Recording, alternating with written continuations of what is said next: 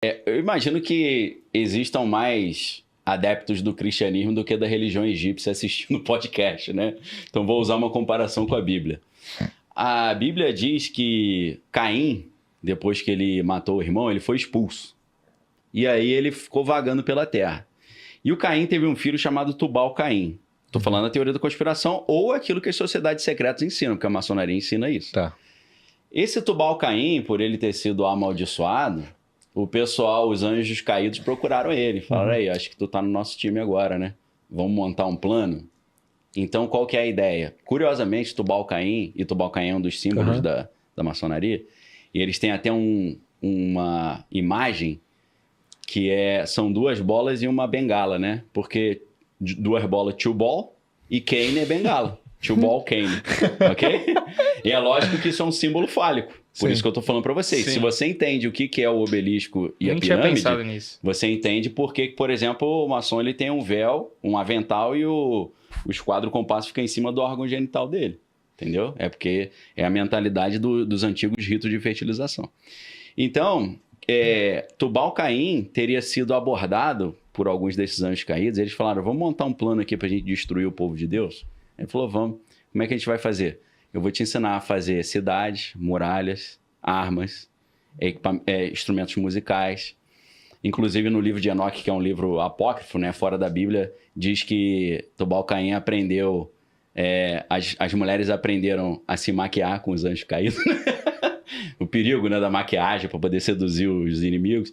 Então, assim, dentro do que você lê no livro de Enoque, no capítulo 6 de Gênesis, quando fala os filhos de Deus viram que as filhas dos homens eram formosas e coabitaram com elas, e dali nasceram os gigantes e os varões de grande renome da antiguidade, aí você fala assim, peraí, pô, filho de Deus se uniu com a filha dos homens e nasceram gigantes. É claro que tem gente que vai dizer que esses gigantes significam pessoas famosas ou grandes guerreiros, né?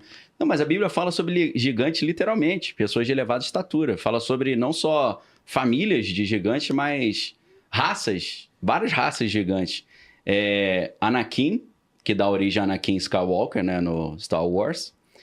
Os Rephaim, que são uma espécie de mortos-vivos. Os Zamzummim, que é outro povo de gigante. Os filhos de Anak, a Bíblia dá os nomes, são 3 gigantes, Talmai, Cesai e Aimã, está no livro de Josué. Tem um gigante na Bíblia que é rei de uma cidade chamada Bazã, e o nome dele é Og, o rei de Bazã. A Bíblia diz que a cama dele, e na época que o livro da Bíblia foi escrito, a Bíblia fala assim, a cama dele está lá até hoje, se você quiser visitar. A cama do cara era de ferro, tinha 4 metros de comprimento para poder caber o cara, né? Então, quando você olha a Bíblia por esse aspecto, você vai ver que teve alguma coisa de seres espirituais que se misturaram com os seres humanos e criaram gigantes. Não só na Bíblia, mas também na mitologia grega, é daí que surgem os primeiros reis. Como eu estava falando na mitologia egípcia. Por quê? Quando você pega na Grécia o Hesíodo, que era um poeta, né? Esses poetas são sempre profetas também. O Homero... Aquela ideia que a gente fala hoje, você é minha musa inspiradora, né? Dando chaveco. Isso vem do Homero, porque o Homero, quando ele ia contar a história do povo, não tinha escrita. Para ele falar, vou abrir a Bíblia nossa aqui e vou ler. Não tinha, o cara tinha que decorar tudo na mente. Então ele tinha que ter várias técnicas de memorização. Quais eram as técnicas?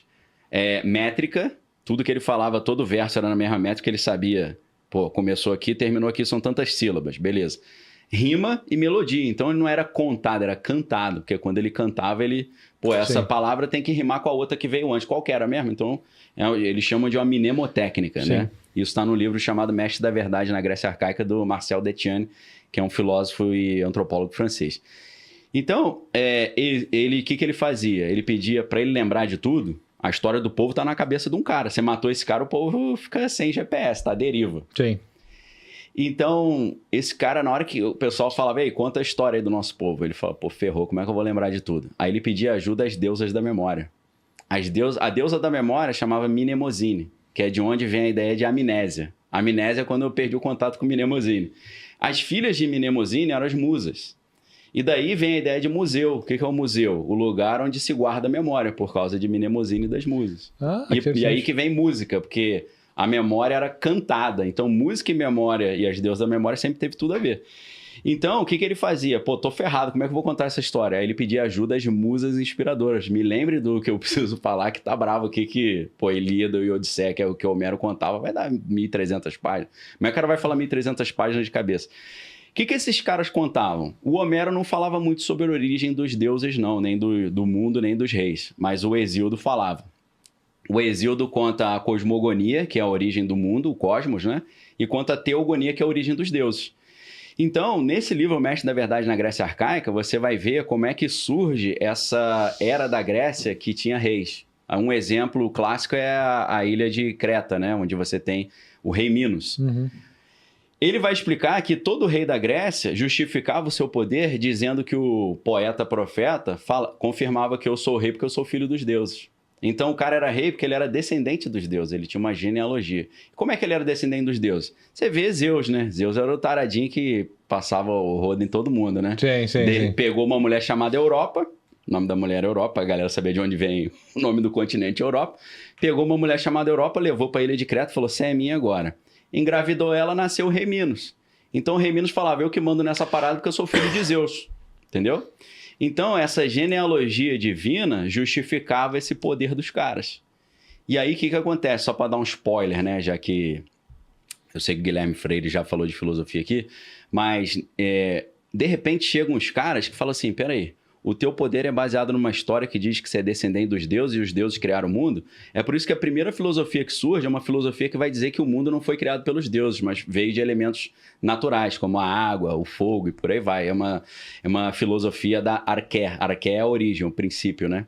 Então, todos os filósofos pré-socráticos, o papo deles era esse. Tales de Mileto vai falar, o mundo veio da água.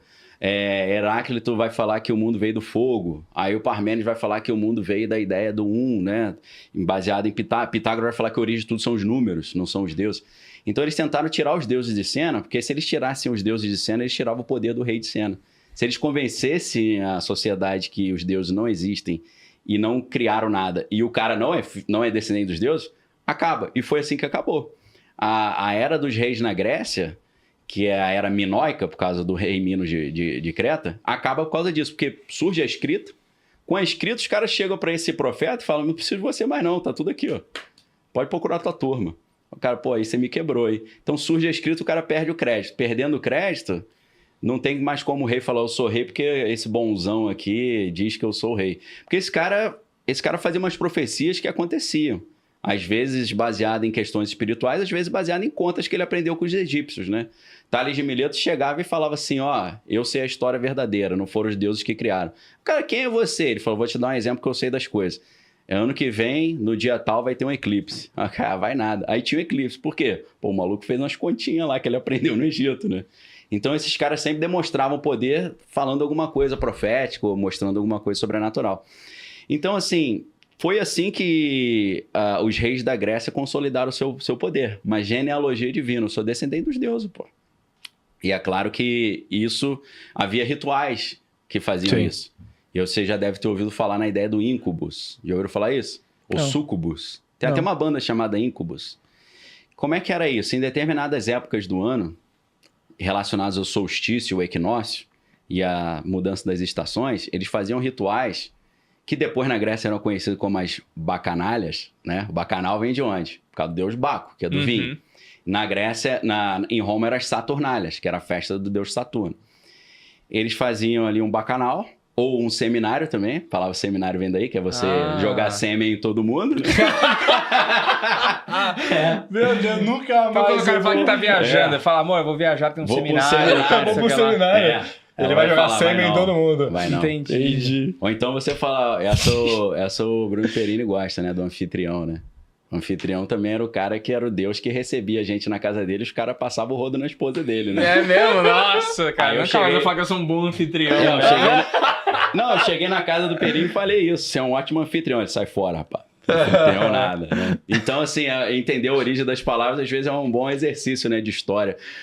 Então, o que acontecia? No meio desse bacanal, segundo esses ritos aí de fertilização, apareciam os súcubos e íncubos. O que é súcubos e íncubos?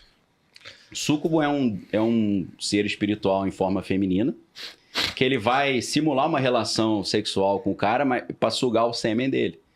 E aí suga o sêmen do cara e depois mexe ali algumas coisas, né? Engenharia genética espiritual.